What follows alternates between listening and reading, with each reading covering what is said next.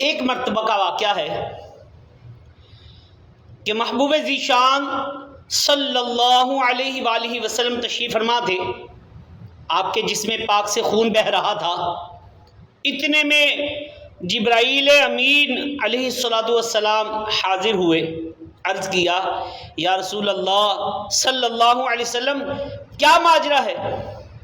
میرے اور آپ کے پیارے آقا صلی اللہ علیہ وسلم نے ارشاد فرمایا ان اہل مکہ نے ظلم اٹھایا ہے.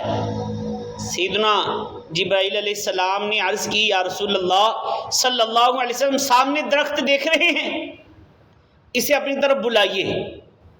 پیارے محبوب صلی اللہ علیہ وسلم نے درخت کو بلایا تو وہ درخت فوراً حاضر خدمت ہو گیا.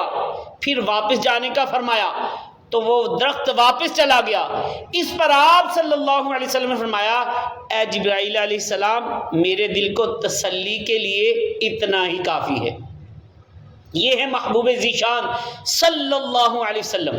سیدنا جبرائیل علیہ السلام آپ کی توجہ مبارک کس طرف کروانا چاہتے ہیں کہ یا رسول اللہ صلی اللہ علیہ وسلم آپ تو درختوں کو بلائیں تو وہ بھی اطاعت کرتے ہیں. اس میں اشارہ ہے کہ آپ کی نیکی کی دعوت میں کمی نہیں ہے، قصور ان غیر مسلموں کے اندھے دلوں کا ہے جو سمجھنے اور ماننے سے قاصر ہیں.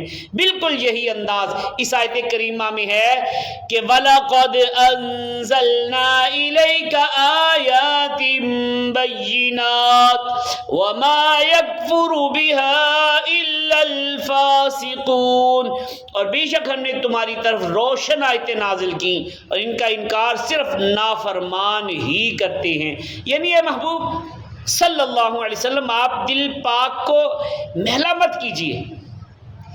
آپ کو تو ہم نے سراپا معجزہ بھیجا ہے. بدبختی ان بدبختوں کے کالے دلوں کی ہے جو ایسی بدبختیوں کا اظہار کر رہے ہیں. صلو علی الحبیب صلی اللہ علی محمد.